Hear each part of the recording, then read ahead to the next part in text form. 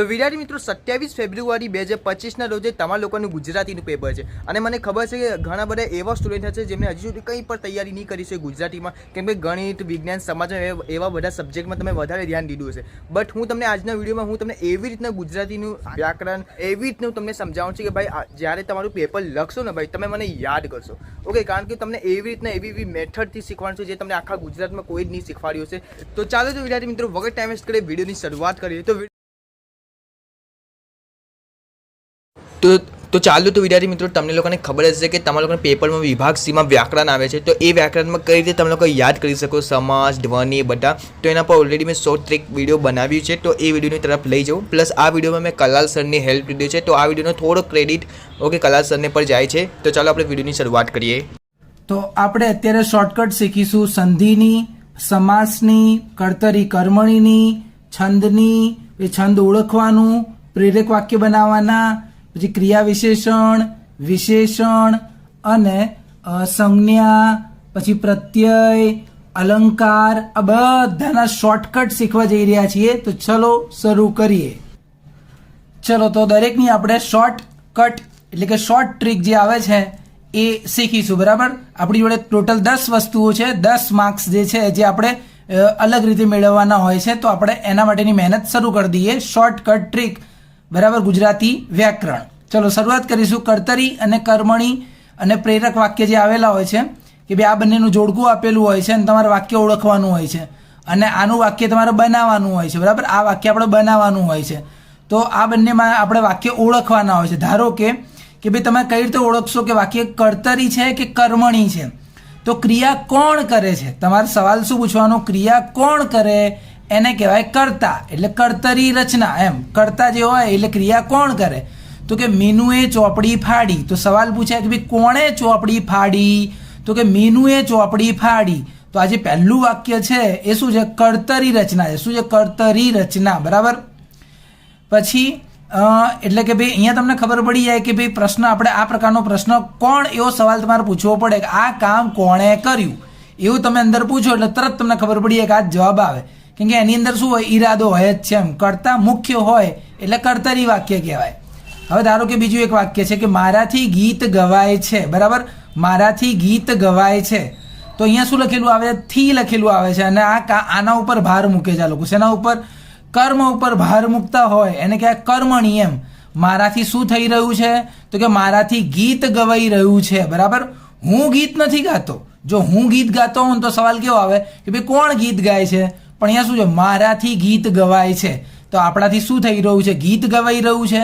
તો આ વાક્યનું શું કહેવાય? કર્મણી. એટલે કોના ઉપર? કર્મ ઉપર ભાર મૂકેલો છે. બરાબર ને? એવું તો ના થાય ને કે ભાઈ ગીત જે છે એ કોનાથી ગવાય છે? કોનાથી આપણે એવો સવાલ નથી પૂછવાનો.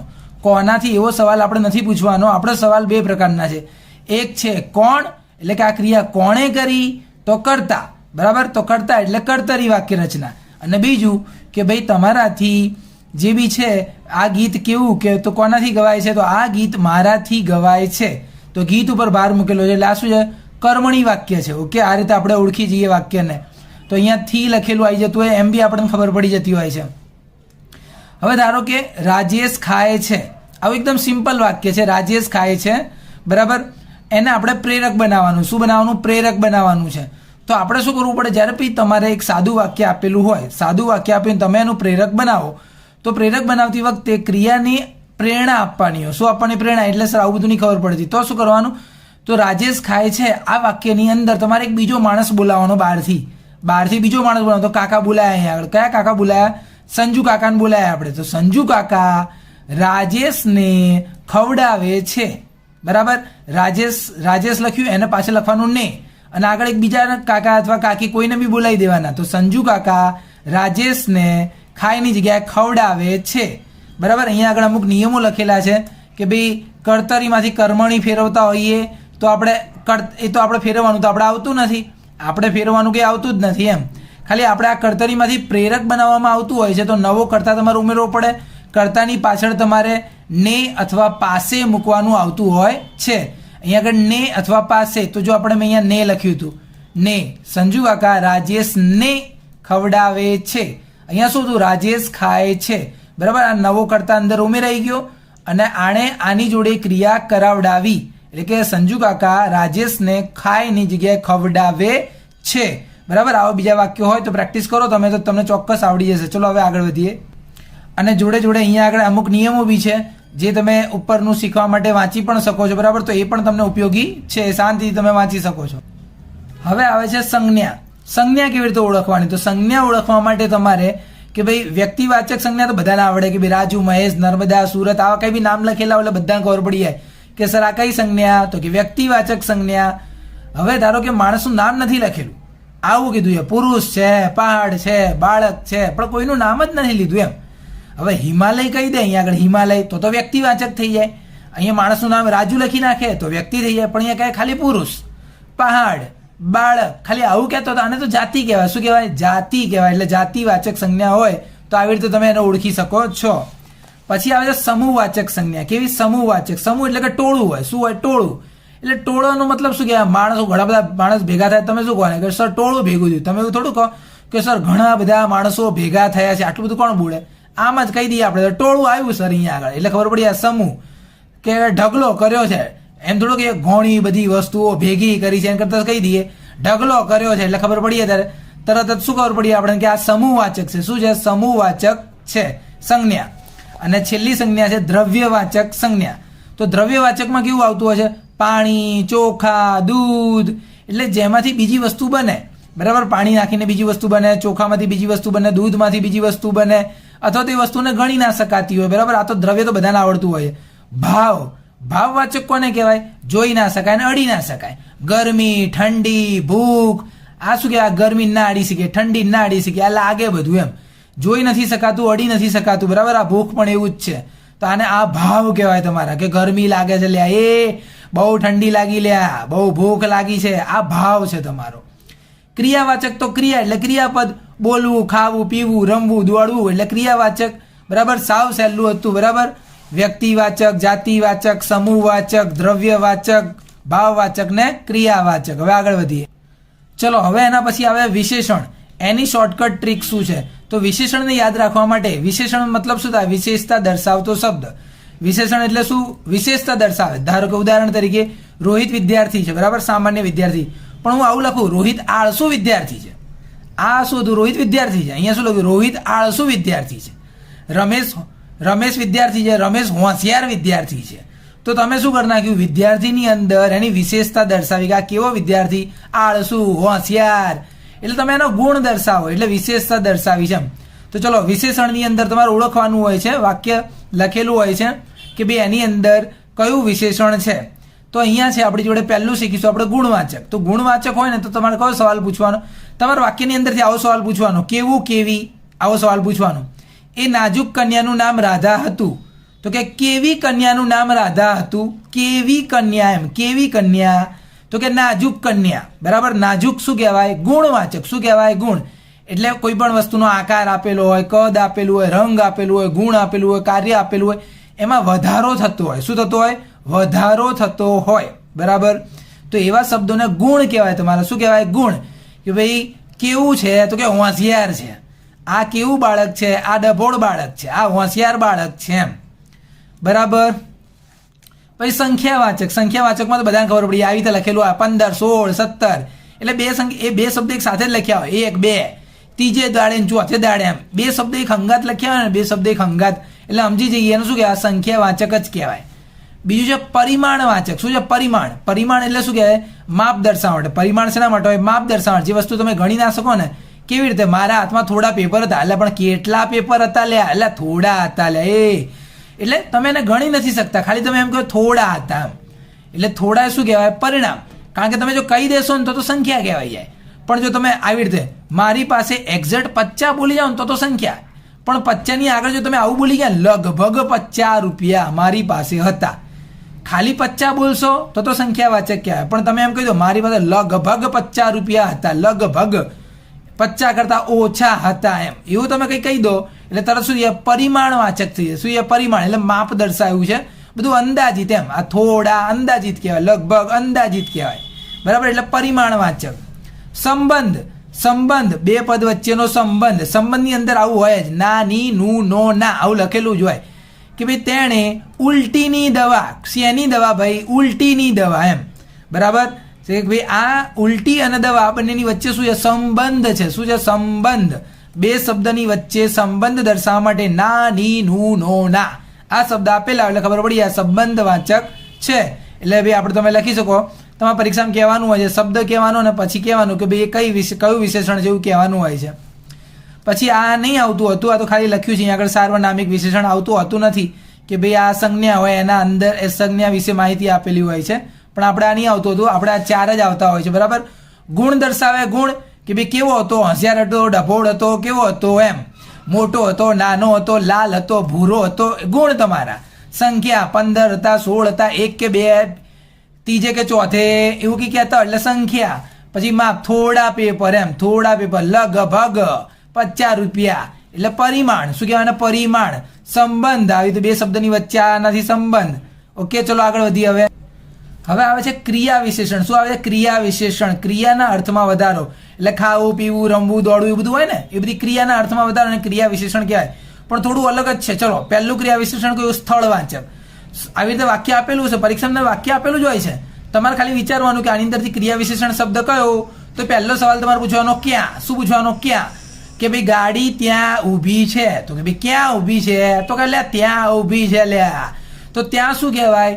ત્યાં જે છે ને એ છે સ્થળવાચક ક્રિયા વિશેષણ. બરાબર, એટલે આપણો જવાબ આવશે ત્યાં અને જવાબ બીજો શું આવશે? સ્થળવાચક. બીજો સવાલ, ભાઈ રાજેશે આસપાસ જોયું, તો ભાઈ ક્યાં જોયું? તો કે આસપાસ જોયું. ક્યાં જોયું? આસપાસ જોયું.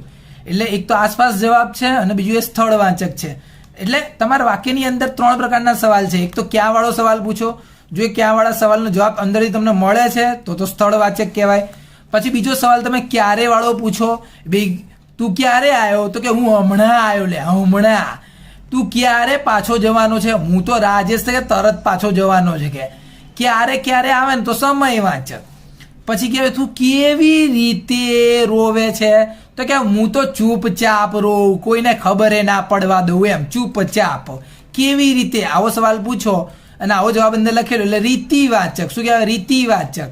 પક્ષી ઉડ્યા, કેવી રીતે ઉડ્યા? તો ફડ ફડ ઉડ્યા કે પક્ષીઓ કે, તો એને શું કહેવાય? રીતિવાચક. આવો સવાલ પૂછો, આનો જવાબ મળે તો રીતિવાચક. પછી માપ આવે, કેટલું હસ્યો, કેટલું રડ્યો? તો કે ઘણું હસ્યો ને ખૂબ રડ્યો કે. બરાબર ને?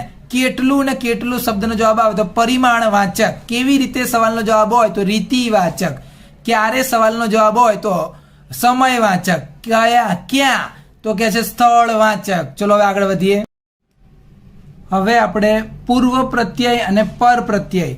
ચલો પહેલા પૂર્વ પ્રત્યય. મુખ્ય શબ્દની આગળ પ્રત્યય લાગે છે. ધારો કે અફળ આવો શબ્દ છે તો જો ફળ શબ્દની આગળ અ લાગ્યું એટલે આને શું કહેવાય? પૂર્વ પ્રત્યય. બરાબર, મુખ્ય શબ્દની આગળ પ્રત્યય લાગેલો છે. ધારો કે પ્રભાવ તો ભાવની આગળ પ્ર લાગેલો છે. જો પછી કુસંપ, તો જો કુસંપની અંદર સંપ અલગ છે, કુ શબ્દ લાગ્યો છે આગળ. પછી સુપુત્ર, તો એમાં જો પુત્રની આગળ શું લાગેલું છે એટલે આને શું કહેવાય? પૂર્વ પ્રત્યય. શું કહેવાય? આને પૂર્વ પ્રત્યય. હવે આવે છે પર પ્રત્યય. બીજું શું આવે છે? પર પ્રત્યય. તો પર પ્રત્યયની અંદર શું થાય? મુખ્ય શબ્દની પાછળ. કયા? મુખ્ય શબ્દની પાછળ. ધારો કે મૂર્ખાઈ શબ્દ છે તો મૂર્ખ તો મુખ્ય શબ્દ છે, પાછળ આઈ લખેલું એટલે આને પર પ્રત્યય કહેવાય. પછી લખાવનાર, તો લખાવ એ મુખ્ય શબ્દ છે, પછી નાર જે છે ને પાછળથી લખેલું છે એટલે આને પર પ્રત્યય કહેવાય. માણસ વત્તા આઈ, પછી પ્રમાણ વત્તા ઈક, એટલે આપણે સમજી જઈએ કે બધા શું એ પર છે. પાછળથી શબ્દમાં જોડાય એટલે પર પ્રત્યય અને શબ્દની આગળ જોડાય કોઈ શબ્દ એટલે પૂર્વ પ્રત્યય. ઓકે, ચલો આગળ વધીએ. એના પછી હવે એના પછી સંધિની શોર્ટકટ ટ્રીકો જોઈ લો. સાવ સહેલી જ છે, નિયમ સાથે લખેલી. દેવ વત્તા આનંદ એટલે દેવાનંદ. આ જે શબ્દ લખેલો છે કે ભાઈ આને અ કહેવાય, વની પાછળ અ કહેવાય. આ અ વત્તા આ, અ વત્તા આ એટલે શું થઈ જાય? વા થઈ જાય. શું થઈ જાય? વા થઈ જાય. અહીંયા દેવ વ લખેલું છે ને, વની જગ્યાએ વ વત્તા આ છે તો વ નું શું થઈ જાય? વા થઈ જાય. એવી રીતે જ અળ, અળ વત્તા આ, અહીંયા કોરો અક્ષર આવે ને આ લખેલું હોય એટલે આની પાછળ આ લગાવી દેવાનું. તો જળ એટલે જળાશય થઈ જશે. આ છે ને એટલે જળાશય. પછી વિદ્યા આલય હોય ને તો પણ એ જ થાય. શું થાય? તો બી આ બે ભેગા થઈને ખાલી ધા જ બનવાનું હતું, એનાથી કે વધારે વિશેષ નહોતું થવાનું. બરાબર, આ પહેલો નિયમ છે. એવી રીતે ઈ અને ઈ, ધારો કે પરી અને પાછું ઈ લખેલું આવ્યું છે. તો આજે પાછળથી આજે રસવઈ આવે ને રસવઈ આવતી હોય ને તો હંમેશા એ દીર્ઘઈ બની જાય. શું બની જાય? દીર્ઘઈ બની જતી હોય છે. એટલે પ રી તો રહેશે જ અને ક્ષા, પણ રસવઈનું શું થઈ જાય? દીર્ઘઈ થઈ જાય. ધારો કે ર જ ની અને ઈ સ, બરાબર. તો આનું કશું નહીં થવાનું, આ તો પહેલેથી દીર્ઘઈ જ છે. તો આપણે ર જ ની સ, જો એનું એ જોઈને લખ્યું છે, બરાબર. પછી ધારો કે ઉ અને ઉ એવું આપેલું હોય તો એનો કયો ઉ બનતો હોય છે? તો આ જુઓ, ભાનુ વત્તા ઉદય. તો શું કર્યું? જો આ બાજુમાં કરેલું છે ને, આ બાજુમાં હોય તો તરત જ એનું ઊંધું થઈ જાય. જો આ બાજુમાં આવતું રહ્યું, જો ભાનુદય. એટલે આ ઉનો ઉપયોગ શું થયો કે આજે આપણે આ બાજુમાં રસ વહુ કહું ને તો એ આ બાજુમાં થઈ જાય છે, બરાબર.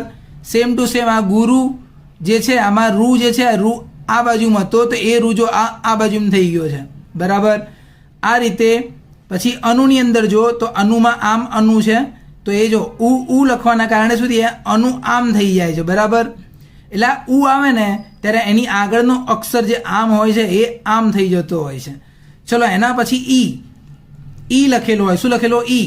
કલ્પ વત્તા ઈ જે લખેલું હોય ને ઈ એટલે શું બને? માત્ર બને. શું બને? માત્ર. કલ્પ પ એટલે પે થઈ જશે. ઈના કારણે આ પ શું બનશે? પે બની જશે. પછી અહીંયા આગળ આ ઈના કારણે આ ર છે રે બની જશે. શું? રે, બરાબર.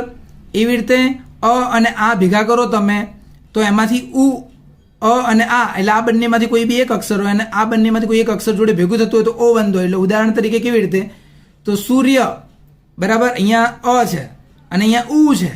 અ અને ઉ, તો આ જે ઉ આવે છે એનાથી શું થાય છે? યો થઈ જશે. સૂર્યો. આ યો ઓ લાગે ને, ઓ એટલે એ કાનું માત્ર, આ આગળવાળાને કાનું માત્ર લાગી જશે આના કારણે એમ. એટલે સૂર્યોદય. પછી નવ ઉઢા, તો વ છે ને, વ ને કાનું માત્ર લગાવી દો તો નવોઢા, બરાબર. આવી રીતે આવશે અહીંયા આગળ. એવી રીતે આ ઘણા બધા શબ્દ છે એ બી જોઈ લેવાના તમારે. હવે જેને ફૂલ પ્રેક્ટિસ કરવી હોય એની સામે આ પણ અક્ષરો છે, બધા શોર્ટકટ રીત સ્વરૂપે છે.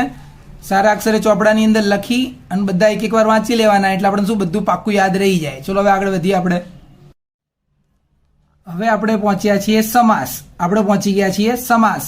સમાસની અંદર પહેલું છે દ્વંદ્વ સમાસ. આ તો બધાને આવડતું હોય છે. દ્વંદ્વ સમાસની અંદર બે નામ લખેલા હોય, માતા પિતા, લાભાલાભ એટલે લાભ અને ગેરલાભ કહેવાય, રામ લક્ષ્મણ, વારે વારે, આજકલ, 3 4.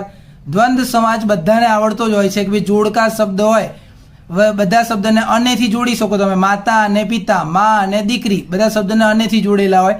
અથવા કે હોય લાભ કે ગેરલાભ એમ, એટલે કે લાભાલાભ એમ. એનાથી આ વાક્ય છૂટું થતું હોય છે એટલે આપણને ખબર પડી જાય કે ભાઈ આ વાક્ય આવું જ છે એમ. આપણે ત્યાં આગળથી પૂરેપૂરી ખબર પડી જાય આપણને. એના પછી બીજું આવે છે તત્પુરુષ સમાસ. તત્પુરુષને આપણે કેવી રીતે યાદ રાખીશું? તો તત્પુરુષ જે હોય છે એ છૂટું પાડીએ ને, તત્પુરુષની અંદર જે બી શબ્દ હોય ને તમે છૂટું પાડો ને તો નો, ની, નું, ના આવો શબ્દ આવતો હોય છે એમ. એટલે કે થી અને વડે. એટલે કે ધારો કે ઉદાહરણ તરીકે આપણી જોડે છે ઈશ્વર નિર્મિત, બરાબર. આવો શબ્દ છે તો આને છૂટું પાડો તમે તો શું આવે? ઈશ્વર એક અલગ શબ્દ, નિર્મિત અલગ શબ્દ. ઈશ્વર થી નિર્મિત, બરાબર. અહીંયા થી લગાવવો પડે તમારે, થી. અથવા આના વડે ઇન્દ્ર ની ઝાડ, જો વચ્ચે નહીં આવી ગયો ને, ઇન્દ્ર ની ઝાડ, પ્રભુનું ભજન, હૃદયનો રોગ. એટલે નો, ની, નું, ના આવો શબ્દ વચ્ચે આવતો હોય, જોડાતો હોય તો શું કહેવાય? તત્પુરુષ કહેવાય. શું કહેવાય? તત્પુરુષ. પછી મધ્યમ પદલોપી. મધ્યમ એટલે વચ્ચે. મધ્યમ એટલે શું કહેવાય? વચ્ચેનું પદ. વચ્ચેનું પદ ગાયબ થયેલું છે. ધારો કે વર્તમાન પત્ર, તો વર્તમાન આપનાર પત્ર એટલે વર્તમાન પત્ર. અગરબત્તી, તો કે અગરમાંથી બનાવેલી બત્તી. પછી મચ્છરદાની, તો મચ્છરથી બચવા માટેની દાની એટલે મચ્છરદાની, બરાબર. એટલે વચ્ચે બહુ મોટો શબ્દ છે એમ. આના જેવું નહીં. આમાં તો કેવું હતું, ખાલી નો, ની, નું, ના જોડી કાઢો એટલે તત્પુરુષ બની જતો હતો. પણ આની અંદર તો આપનાર ને બનનાર ને બચાવનાર ને આવા મોટા શબ્દ જોડવા પડે છે, ત્યારે જઈને આવા શબ્દ બનતા હોય છે. બીજા 2 શબ્દ પણ છે. એવી રીતે આવે છે ઉપપદ. શું આવે છે? ઉપપદ. તો ઉપપદ જે છે, જે શબ્દ તમે છૂટું પાડો ને છેલ્લે તમારો નાર, નારી, નારું આવું શબ્દ આવે. ધારો કે મનોહર, તો શું કહેવાય? જો હર આવી ગયું ને લખેલું, આપણે નાર, નારી, નારું. મનોહર તો મનને હરી લેનાર. મનને હરી લેનાર શું કહેવાય? મનોહર. પગરખા, પગમાં પહેરનાર. માનવભક્ષી, શોષણખોર, મૂર્ખાઈ ભરું, આ બધા શબ્દો શેના છે? ઉપપદના છે. શેના? ઉપપદ. તો ઉપપદને આપણે કેવી રીતે ઓળખીશું? જેની અંદર તમે શબ્દને જો છૂટો પાડો, ધારો કે આપણે આ શબ્દને છૂટો પાડીએ છીએ. તો આપણે આ શબ્દને જ્યારે છૂટો પાડીએ ત્યારે શબ્દમાં છેલ્લે કયો શબ્દ આવે? નાર, નારી, નારું. આવા શબ્દ અલગ પડતા હોય એની અંદરથી તો એને કહેવાય ઉપપદ. પછી કર્મધાર્ય, તો જે શબ્દ છૂટું જ ના પડતું હોય, શું છૂટું ના પડતું હોય, છૂટું પડે તો રૂપી અથવા તો એવો, જેવો અથવા તો મહા લખેલું હોય તો સમજી જવાનું કર્મધાર્ય જ કહેવાય. શું કહેવાય? કર્મધાર્ય. ધારો કે ચરણ કમળ, બરાબર, ચરણ કમળ, તો ચરણ રૂપી કમળ આવો શબ્દ છે. ચરણથી કમળ એવો શબ્દ ના હોય, ચરણ રૂપી કમળ એમ. ચલો પછી એટલે કે ચરણમાં આપણે અર્પણ કરી શકીએ એના જેવા કમળ એમ, એના જેવા કહેવાય ને. પરમ, પરમ એવા મિત્ર, બરાબર, પરમ એવા મિત્ર, તો આપણું છે ને એવો પરમ એવો મિત્ર એટલે પરમ મિત્ર. પછી બીજું શું? મહા, મહાપુરુષ, મહા શબ્દ લખેલો એટલે શું કહેવાય? કર્મધાર્ય કહેવાય. શું કહેવાય? કર્મધાર્ય. પછી દ્વિંગુ સમાસ એ તો બધાને આવડતો હોય કારણ કે એમાં શું લખ્યું છે? નવ રાત્રિ એટલે 9 દિવસ, સપ્તપદી, સપ્ત એટલે 7 દિવસ, ત્રિલોક, ત્રિ એટલે 3, નવરસ, 9 એટલે 9 9, બરાબર. આવી સંખ્યા લખેલી એટલે ખબર પડી આ દ્વિગુ સમાસ છે. પછી બહુવ્રીહી, બહુવ્રીહી સમાસ જેમાં શબ્દની અંદર આવું લખેલું આવે, જેના ડોટ ડોટ ડોટ છે ડોટ ડોટ ડોટ તે. ધારો કે સુખાંત શબ્દ છે તો કે જેના અંતે સુખ છે એવું. સુખાંત એટલે શું કહેવાય? જેના અંતે, આની અંદર અંત શબ્દ લખેલો જો, સુખાંત, તો અંત બોલાય છે ને, સુખ અંત, સુખાંત, સુખ અંત, સુખાંત. તો જેના અંતે સુખ એવો શબ્દ હોય એને કહેવાય સુખાંત, એ બહુવ્રીહી. નિરાશ, નથી રહી જેમાં આસ. શું? એમાં જો પાછળ આસ બોલાય છે, નથી રહી જેમાં આસ, એવા માણસો શું કહેવાય? નિરાશ. આસ ના હોય, નિરાશ. શું? પછી આ અસહ્ય, એ પણ શેની અંદર આવશે? બહુવ્રીહી સમાસની અંદર જ આવતું હોય છે. અને છેલ્લું છે અવયવી ભાવ. અવયવી ભાવની અંદર શું હોય? શબ્દની પહેલા યથા, પ્રતિ, હર, દર આવો શબ્દ લખેલો જોજો. હર રોજ, હર શબ્દ લખેલો આવી ગયો ને અહીંયા આગળ. પછી આજીવન, આ શબ્દ પણ શું છે? આની અંદર જ છે, અવયવી ભાવની અંદર જ આવતો હોય છે, બરાબર. તો યથા, પ્રતિ, પ્રત્યેક નહીં કહેતા આપણે, પ્રત્યેક, તો એ પ્રતિ જે છે.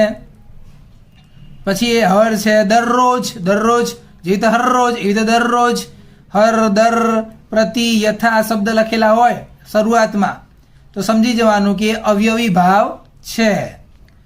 તો આપણે આની અંદર શું શીખ્યા કે દ્વંદ તો બધાને આવડે કે ભાઈ બે શબ્દ અલગ અલગ લખેલા હોય તમને અને અથવા કેથી જોડી શકો છો. તત્પુરુષમાં તમે નો, ની, નું, ના એના વડે જોડો એટલે કાં તો ભાઈ થી વડે જોડાતા વાક્ય જોડાતા હોય. મધ્યમ પદની અંદર વચ્ચે શબ્દ આખો મોટો શબ્દ મૂકવો પડતો હોય છે ત્યારે આખું વાક્ય બનતું હોય એમ, એના જેવું બને. ઉપપદની અંદર શું હોય? છેલ્લે નાર, નારી, નારું, મનોહર એટલે કે મનને હરનાર, પગમાં પહેરનાર, પછી આ માનવને ભક્ષનાર, શોષણ કરનાર, મૂર્ખાઈ દેખાડનાર, એ રીતે નાર નાર દેખાઈ જાય. કર્મધાર્યની અંદર શું શીખ્યા આપણે? એક તો મહાશબ્દ લખેલો એટલે કર્મધાર્ય જ કહેવાય એવું શીખી ગયા. પછી વાક્યની અંદર આ જેવો, રૂપી એવો શબ્દ અંદર છૂટો પડતો હોય. દ્વિગુ તો બધાને આવડી જાય કેમ કે અંદર એકડા લખેલા જોવા મળી જતા હોય છે. પછી બહુવ્રીહી માટે થોડું અઘરું છે કે ભાઈ આને તમે આવી રીતે છૂટો પાડો તો ખબર પડે. ચલો એના પછી આપણે આવીએ છીએ છંદની અંદર. શેમાં પહોંચી જઈએ? છંદની અંદર પહોંચી જઈએ છીએ. એમ જોવા જઈએ તો જેને વાંચવા હોય એના માટે તો બહુ બધા ઢગલો નિયમ છે આની અંદર, બરાબર. તો છંદ બે પ્રકારના હોય છે, એક છે અક્ષર મેળ અને બીજું માત્રા મેળ. બંનેની શોર્ટકટ રીતો આપણે જોવા જઈ રહ્યા છીએ, બરાબર. તો ખાલી તમને આની અંદર શું આવડતું હોવું જોઈએ કે ભાઈ લઘુ અક્ષર ને ગુરુ અક્ષરમાં ખબર પડતી હોવી જોઈએ.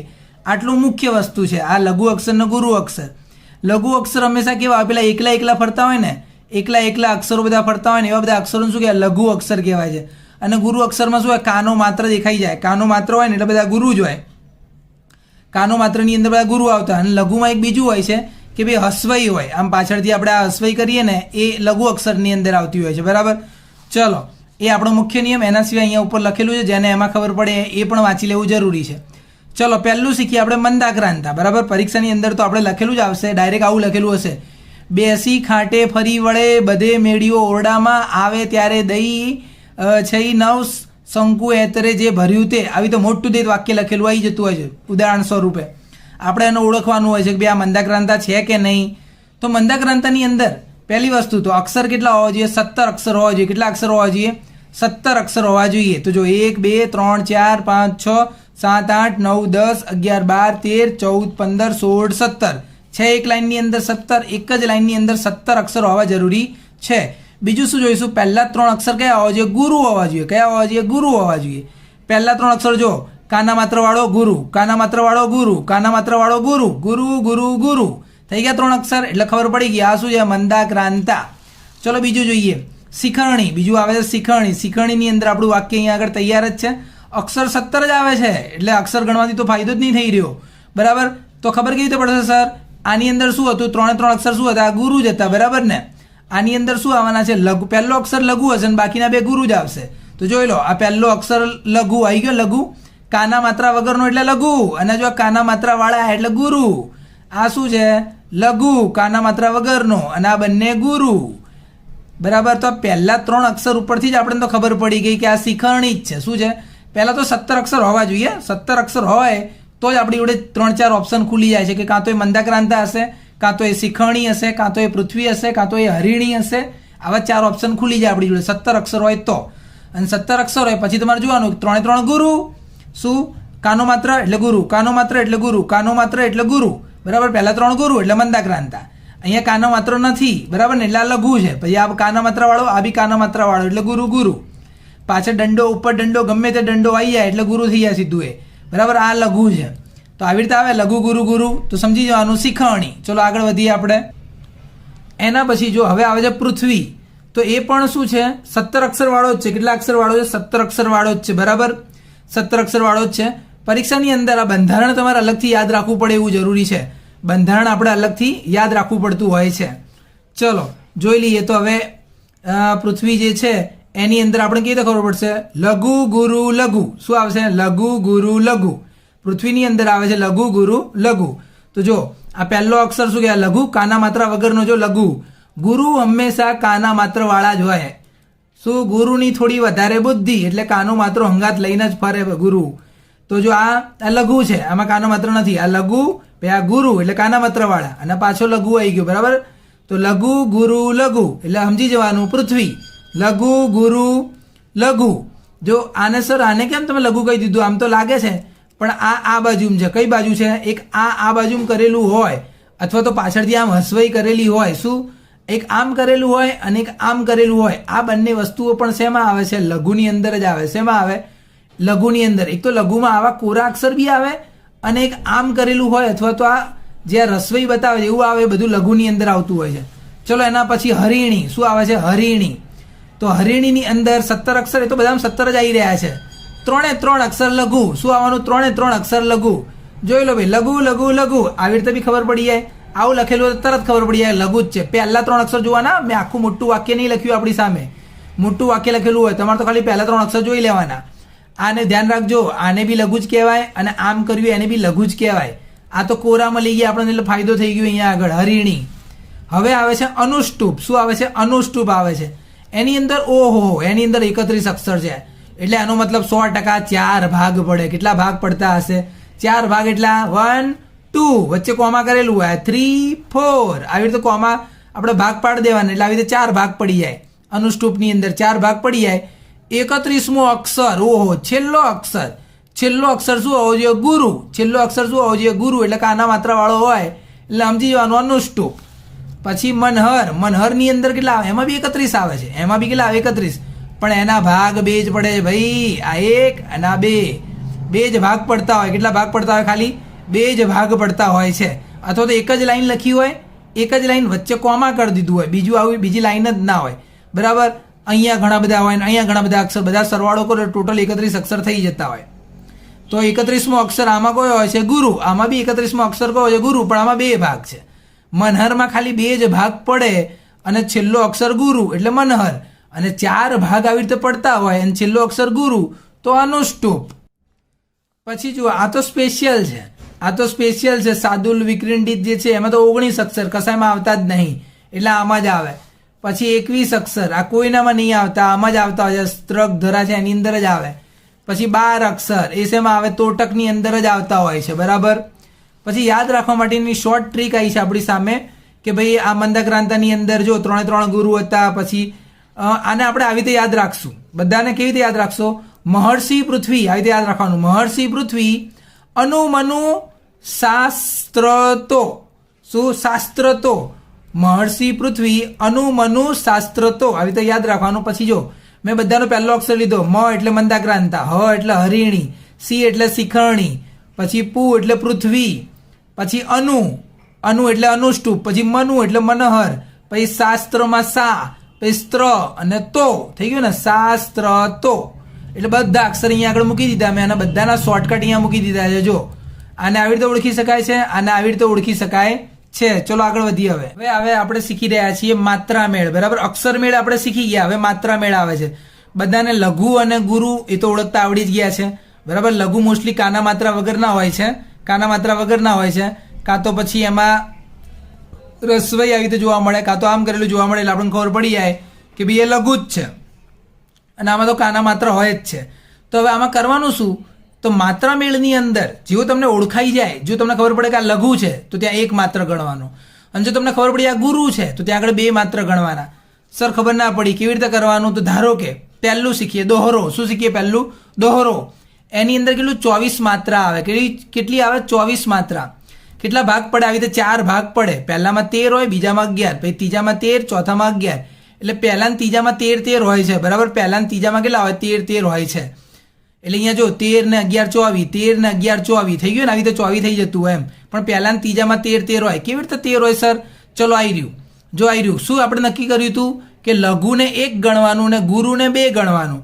તો જો તો આ દી જે લખેલું છે આમથી આમ કાનો માત્ર વાળું લખેલું, તો આને શું કહેવાય? ગુરુ. આ ગુરુ છે, જો આ લઘુ જ છે, આ બી લઘુ જ છે, જો આ ગુરુ આવ્યું, પછી આ બી ગુરુ આવ્યું, જો આ બી ગુરુ છે, આ લઘુ આવ્યું, જો કાના માત્ર વગરનું, આ ગુરુ આવ્યું. જો એટલે આવી રીતે ખબર પડી જાય આપણને કે ભાઈ આમ કંઈ કરેલું હોય, કાના માત્ર કરેલું ગુરુ. ગુરુ એટલે નીચે બગડ 2 લખી દેવા. કેટલા લખવાના? નીચે બગડ 2. ગુરુમાં બગડ 2 લખેલા છે, અને લઘુની અંદર એકડ 1 લખેલો છે. આવી રીતે સંખ્યા લખી નાખી, અને પહેલો જો વચ્ચે મેં કોમા કરેલું છે, બરાબર, કોમા છે, એટલે આ પહેલો ભાગ, આ બીજો ભાગ, આ ત્રીજો ભાગ, આ ચોથો ભાગ. તો પહેલા ભાગની અંદર 2 ને 1 3 ને 1 4 5 6 7 8 9 10 11 12 13 ટોટલ 13 અક્ષર થઈ ગયા. અહીંયા 1 2 ને 1 3 4 5 6 7 8 9 10 11 12 એટલે 13 14 એક વધી ગયો અહીંયા આગળ, ક્યાંક ભૂલ પડી ગઈ આપણે. 2 ને 1 3 ને 1 4 5 6 7 8 9 10 11 12 13 બરાબર 14 જેવા થઈ જાય છે, પણ ક્યાંક ભૂલ પડી લાગી રહી છે. એટલે 13 જ અક્ષર થતા હોય છે. કેટલા અક્ષર થતા હોય છે? 13 જ અક્ષર થતા હોય છે. ફિક્સ. આ પહેલું છે, આ ત્રીજું છે, પહેલું, આ બીજું, આ ત્રીજું, આ ચોથું. એટલે 14 તો અહીંયા આવતા હોતા જ નહીં ક્યારે. 14 સરવાળો ક્યાંય કશું કામમાં ક્યાંય આવતો નહીં. બરાબર, એટલે ખબર પડી આપણને કાં તો 13 જ થતો હોય, આપણે ગણવામાં થોડીક ભૂલ થઈ હોય, એટલે આપણે ઓળખી જઈએ કે 13 જેવું આવી રહ્યું છે સર, એટલે એનો મતલબ આપણે સમજી જઈએ. શું? દોહરો છંદ છે. કયો છંદ છે? દોહરો છંદ છે. અહીંયા આગળ આપણે એવી રીતે સમજીતા હોઈએ. અહીંયા 13 હોય, અહીંયા 11 હોય, 13 ને 11 24 થઈ જાય. ચલો બીજું ચોપાઈ આવે. શું આવે? ચોપાઈ. ચોપાઈની અંદર કેટલી માત્રા આવે? ખાલી 15. કેટલી માત્રા આવે? 15. ચરણ કેટલા હોય? 4. તો ઉપરવાળામાં બી તો 4 જ હતા ને, ઉપરવાળામાં બી 4 જ હતા, પણ અહીંયા આની અંદર 15 માત્રા, આની અંદર 15, એટલે 15 ને 15 30, 30 ને 15 45, 45 ને 15 60, એટલે ટોટલ 60 થઈ જતું હોય છે. બરાબર, 15 માત્રા વાળું હોય છે. ગણી લેવાનું આવી રીતે. કેવી રીતે ગણવાનું? આને કહેવાય આ ગુરુ એટલે 2, પછી આ બી ગુરુ એટલે 2, આ બી ગુરુ એટલે 2, આ બી ગુરુ એટલે 2, આ બી ગુરુ એટલે 2, આ બી ગુરુ એટલે 2, આ બી 2, અને આ એકલું આવ્યું એટલે 1. 2 4 6 8 10 12 14 ને 1 15 થઈ ગઈ 15. બરાબર, 15 થાય એટલે ચોપાઈ. શું થઈ જાય? ચોપાઈ થઈ જાય. આપણને ખબર પડી જાય 15 આમાં 15 આમાં 15 આમાં 15 આમાં આવું જ થાય એટલે ચોપાઈ. પછી આવે સોરઠો. સોરઠોની અંદર પેલાનું ઊંધું, આપણે જે પેલું પહેલા શીખી ગયા ને 13 11 વાળું, એના કરતાં ઊંધું આમાં હોય. આમાં પહેલા 11 આવે, પછી 13 આવે. શું? આવી રીતે ગણી લેવાના 1 2 3 4 5, એટલે નીચે પેલા લઘુ ગુરુ બરાબર, એવી રીતે આપણે ફટાફટ નીચે બગડા એકડા જે આપણે લખતા શીખ્યા છીએ એવી રીતે લખી નાખવાનું. હવે જ્યારે આવી રીતે 2 અક્ષર ભેગા થતા હોય, જ્યારે આવી રીતે 2 અક્ષર ભેગા થાય તો નિયમ એવો છે કે આ જે અક્ષર હોય ને બસ આ જ ગણાય. બરાબર, તો આને શું કહેવાય? તમારે ગુરુ જ ગણવું પડશે. શું ગણવું પડશે? ગુરુ જ ગણવું પડશે. ગુરુ એવી રીતે જ ગણવાનું. 2 2 આવી રીતે જ ગણીને આગળ વધવાનું. 2 ને 2 4, 4 ને 2 6, 6 ને 2 8, 8 ને 2 10, 10 ને 1 11 થઈ ગયા 11. એટલે પહેલો અક્ષર ગણાયો જ નહીં, આ અડધો અક્ષર તો, કારણ કે આ ગણાઈ ગયો ને, આ ગુરુ હતો એટલે આ ગણાઈ ગયો. બરાબર ને, આખો અક્ષર જે હોય એ જ ગણાય. આ ગુરુ એટલે આ ગુરુ જ ગણાશે. એટલે 2 ને 2 4 ને 2 6 ને 2 8 ને 10 ને 1 11 આવી ગયા એટલે સમજી સોરઠો જ આવે. શું આવે? સોરઠો. આગળ વધીએ આપણે એના ભાઈ. એના પછી જુઓ તમે હરિગીત. હરિગીતમાં કેટલી માત્રા આવતી હોય છે? 28 માત્રા. એક જ લાઈન, બે આમ વચ્ચે કોમા કરેલું આવી ગયું છે પણ 28 માત્રા છે. તો ઓકે, એનો મતલબ 14 ને 14 એવી રીતે જ થતી હશે. જો અહીંયા વચ્ચે આ હોય તો, બાકી તો ના હોય તો શું હોય? સીધું 28 માત્રા એક જ લાઈનની અંદર આવી જાય એટલે આપણે સમજી જઈએ શું આવે? હરિગીત. જો કે એમ તો જો કે આવું આ લખેલું આના ઉપરથી જ ખબર પડી આ હરિગીત જ છે. નરસિંહ મહેતાનું હરિગીત જ છે ને, ભૂલો ભલે બીજું બધું મા બાપને ભૂલશો નહીં. આ શું છે? હરિગીત જ તો છે નરસિંહ મહેતાનું, બરાબર? એટલે ખબર પડી જાય કે ભાઈ આ શું છે? હરિગીત છે 28 માત્રા વાળું. પછી સવૈયા આવે છે, સવૈયા એ 31 કે 32 માત્રા વાળા આવે. 4 ભાગ કે 4 ચરણો એની અંદર. કેટલા? 4 ભાગ કે 4 ચરણ. હમણાં આગળ આવી ગયા હતા ને આપણે, પણ આમાં 31 અથવા 32 થવાના છે. પેલી જે માત્રા છે ને 31 અથવા 32 થવાની છે. જો મેં આટલું આ લખ્યું છે, આ એક જ ભાગ બતાવ્યો મેં એની અંદર. જો આ એક જ, તો આની અંદર જ આપણે ગણી લીધું આવી રીતે. આને જો આ ઉપર મીંડું બી આવી ગયું ને તો આ ગુરુમાં ગણાઈ ગયું છે. આ ગુરુ, લઘુ, પછી આ તો લઘુ. લઘુ એટલે એક લખી નાખ્યું ને, આ ગુરુ એટલે 2, બરાબર ને? ગુરુ, પછી આ લઘુ છે, આ બી લઘુ છે, આ બી ગુરુ. એ તો એક નંબર આપી દે, બધા ગણી લીધા. 31 32 હતા એટલે સવૈયા ખબર પડી જાય આપણને. પછી એવી રીતે ઝૂલણા બી આવે છે, સેમ ટુ સેમ આવી રીતે 37 વાળું, બરાબર? ચલો હવે આપણે નવું શરૂ કરીએ. તો હવે આપણે શીખી રહ્યા છીએ અલંકાર. શું શીખવાનું ચાલુ કરીએ છીએ? અલંકાર શીખવાનું ચાલુ કરીએ. એમાંથી સૌથી પહેલો વર્ણાનુપ્રાસ. હવે આમાં ખબર કેવી રીતે પડશે? તો વર્ણનું પુનરાવર્તન થાય. જો ક ક ક ક ક, દરેકની અંદર એકનો એક શબ્દ જે છે એ વર્ણ કહેવાય. એ શબ્દ તો આખો કહેવાય, ખાલી આ વર્ણ એટલે અક્ષર, પહેલો અક્ષર. આ જે વર્ણ છે, પહેલો વર્ણ એ સરખો ને સરખો આવે એટલે સમજી જવાનું વર્ણનું પુનરાવર્તન એટલે વર્ણાનુપ્રાસ.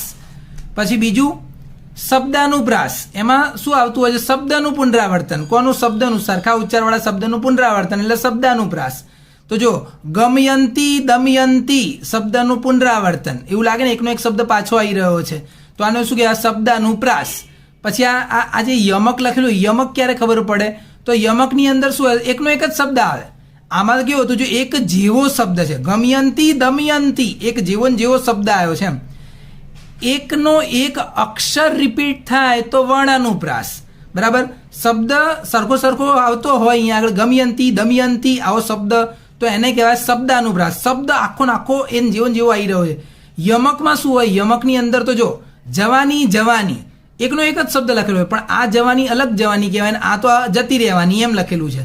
આવું લખેલું એટલે ખબર પડી યમક કહેવાય. શું કહેવાય? યમક. પછી અંત્યાનુપ્રાસ. અંત્યાનુપ્રાસ કોને કહેવાય? તો અંત્યાનુપ્રાસની અંદર તમારા છેલ્લા 2 શબ્દ જોઈ લેવાના. છેલ્લા 2 શબ્દ જે હોય ને, રોજા, મોજા, 2 શબ્દના સમાન ઉચ્ચાર નીકળતા હોય. કેવા? સમાન ઉચ્ચાર નીકળતા હોય, બરાબર? એટલે આપણને ખબર પડી જાય કે ભાઈ એ સમાન ઉચ્ચાર એટલે આ શું કહેવાય? અંત્ય. અંત્ય એટલે અંત. અંત જે છે ને, અંત એ શું છે? ઉચ્ચાર સરખો આવતો હશે. પછી આવે છે આંતરપ્રાસ. આંતરપ્રાસને આપણે કેવી રીતે ઓળખીશું? તો પહેલા ચરણનો છેલ્લો અક્ષર અને બીજા ચરણનો પહેલો અક્ષર. જો તો આ પહેલું વાક્ય, આ બીજું વાક્ય. તો પહેલાની અંદર છેલ્લું વાક્ય અને બીજાની અંદર પહેલું વાક્ય. શું કહું છું? આ પહેલાની અંદર છેલ્લું વાક્ય, અહીંયા વચ્ચે કોમા કરેલું છે. પહેલાની અંદર છેલ્લું વાક્ય આવ્યા અને બીજાની અંદર પહેલું વાક્ય લાવ્યા. જો અહીંયા આગળ મેચિંગ થઈ રહ્યું હોય તો આંતરપ્રાસ. એક વસ્તુ આપણે આખી પૂરી થઈ ગઈ, બરાબર? હવે આવે છે અર્થાલંકાર. હવે આખું બીજું આવી ગયું છે કે ભાઈ ઉપમા કેવી રીતે ઓળખીશું આપણે? જ્યારે કઈ વખતે આપણે ગુણની સરખામણી કરીએ. શું? ગુણ. જો ગુણ કેવો? સીતાનું મુખ ચંદ્ર જેવું છે, બરાબર? એટલે મોઢાની જે સુંદરતા જે છે એની સરખામણી કરી છે, બરાબર? તો સરખામણી કરી છે. હાથ કઠણ લાકડા જેવા છે, તો હાથની સરખામણી લાકડા જોડે કરી છે કઠણ શબ્દ વાપરીને. એટલે કે જેવું, જેવો, જેવું લખ્યું એ સરખામણી કરી. સરખામણી કરી એટલે કયો અલંકાર? ઉપમા. ઉપમા આપી તમે એમ. આને આની ઉપમા આપી એવું કહેવાય છે એમ. પછી બીજું ઉત્પ્રેક્ષા. ઉત્પ્રેક્ષા એટલે જાણે, રાખે, શકે એવો શબ્દ લખેલો હોય એની અંદર એમ. પાર્વતીનું મુખ જાણે પૂનમનો ચંદ્ર, હૈયું જાણે હિમાલય. એવું નહીં લાગતું આ શબ્દ અધૂરા શબ્દ હોય, વાક્ય જ પૂરું નહીં થતું ને? આમાં તો જો, આમાં તો વાક્ય પૂરું બી થાય છે, વ્યવસ્થિત વાક્ય પૂરું થાય છે. ઉપમાની અંદર વાક્ય પૂરું બી થતું હોય. સરખામણી કરે છે લોકો, પણ વાક્ય પૂરું કરે છે. આની અંદર બી સરખામણી છે. જો પાર્વતીનું મુખ જાણે પૂનમનો ચંદ્ર, સરખામણી જ કરી પણ વાક્ય પૂરું નહીં કર્યું એમ. એવું લાગે છે એવું કશું ના કીધું. હૈયું જાણે હિમાલય, વાક્ય પૂરું જ નહીં કરતા લોકો, ખાલી જાણે. જો આમાં બી જાણે લખ્યું, જાણે, જાણે, રાખે, શકે, એટલે ઉત્પ્રેક્ષા. કયો અલંકાર? ઉત્પ્રેક્ષા અલંકાર. પછી આવે છે રૂપક. રૂપકની અંદર શું આવે? રૂપક એક રૂપ. શું આવે? એક રૂપ. બપોરે મોટું શિકારી કૂતરું છે, જો બપોર જે છે એને આ લોકો શું કહે છે? શિકારી કૂતરું કહે છે. શું કહે છે? શિકારી કૂતરું.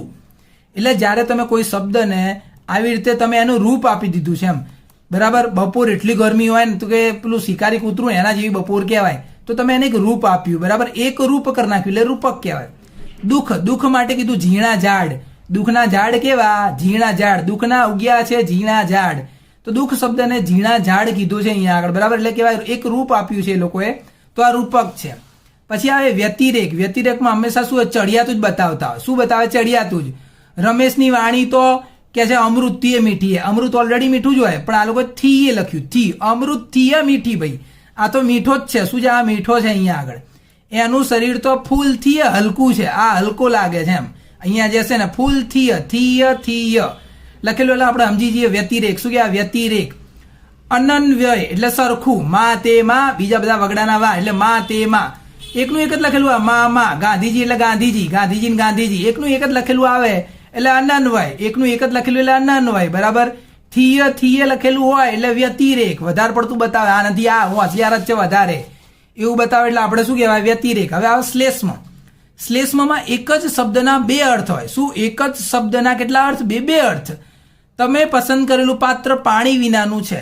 અહીંયા આગળ પાત્ર એટલે આ લોકો કોની વાત કરે? માણસની વાત કરી નાખી. અને પાત્ર એટલે તો બધાને ખબર, પેલું પાણી પીવડાવવા માટે હોય, એવું કંઈ બી પીવડાવવા માટે પાત્ર આવતું હોય છે. તો પાત્ર એટલે તો વ્યક્તિ થતું હોય છે, પણ અહીંયા આગળ એ એક શબ્દના બે અર્થ આપણી સામે આવી ગયા. કોઈ કહે ને વર્ષા તારી રાહ જોવે, તો વર્ષાના બે અર્થ થઈ ગયા. વર્ષા એટલે વરસાદ બી કહેવાય, કોઈનું નામ બી કહેવાય છે, બરાબર. તો આને શું કહેવાય? શ્લેષ્મ. શ્લેષ્મ એટલે શું? એક જ શબ્દના બે અર્થ તમને જોવા મળતા હોય છે અંદર. વ્યાજ સ્તુતિ. વ્યાજ સ્તુતિ એટલે શું થતું હોય? વ્યાજ સ્તુતિની અંદર નિંદા દ્વારા વખાણ કરો, તો વખાણ દ્વારા તમે નિંદા કરી નાખો કોઈની. શું? તમારી બહાદુરી. એક તરફ શું કે તમને બહાદુર કહે છે, અને ઉંદર જોઈને નાઠા તમે. હવે ઉંદર જોઈને ભાગ્યા એવી બહાદુરી કહેવાતી હશે? પહેલા કીધું તમે બહાદુર છો, તમે ઉંદર જોઈને ભાગી ગયા. એક બાજુ તમારા વખાણ કર્યા તો બીજી બાજુ તમારું નિંદા કરી નાખી.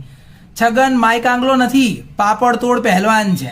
એટલે એક બાજુ તો કહે છે માય કાંગલો નહીં, બીજી બાજુ શું કે પાપડ તોડી નાખે એવો છે. એટલે વખાણ કર્યા કે નહીં કર્યા એ જ ખબર નહીં પડતી. આવું કે એટલે સમજી જવાનું વ્યાજ સ્તુતિ. શું કહેવાય? વ્યાજ સ્તુતિ. પછી આ સજીવારોપણ. સજીવારોપણ એટલે શું થતું હોય છે? કોઈ નિર્જીવ વસ્તુની અંદર સજીવ વસ્તુ બતાવી દે આ લોકો. જો પથ્થર થરથર ધ્રુજે, પથ્થર થોડો ધ્રુજે, માણસ ધ્રુજતા હોય, પણ અહીંયા આ લોકો પથ્થરને સજીવ બતાવી દીધો એટલે સજીવ બતાવ્યું એટલે સજીવારોપણ. સૂરજ વાદળાની પાછળ સંતા કુકડી રમે. એટલે ભાઈ માણસ હોય તો સંતા કુકડી રમે ને. સૂરજ સંતા કુકડી, સૂરજને આ લોકોએ સંતા કુકડી રમાડી દીધો અહીંયા આગળ. તો સૂરજને આ લોકોએ સજીવ બતાવ્યો છે એટલે સજીવારોપણ છે. પછી દ્રષ્ટાંત. એક વસ્તુની બીજી વસ્તુ સાથે પ્રતિબિંબની સરખામણી. વડ જેવા ટેટા અને બાપ જેવા બેટા. જો વડ જેવા ટેટા અને બાપ જેવા બેટા, આ દ્રષ્ટાંત ઉદાહરણ આપ્યું. માં વિના સૂનો સંસાર ને ગોળ વિના મોળો કંસાર. સરખામણી કરી, બરાબર ને. એક વસ્તુની બીજી વસ્તુ સાથે પ્રતિબિંબ આપીને સરખામણી કરી એને દ્રષ્ટાંત અલંકાર. અતિશયોક્તિ. અમે ખોબો ભરીને એટલું હસ્યા કે કૂવો ભરીને રડી પડ્યા. બોલો, એક બાજુ તો એ લોકો કહે છે અમે ખોબો ભરીને હસ્યા, અને બીજી બાજુ કે કૂવો ભરીને રડી ગયા.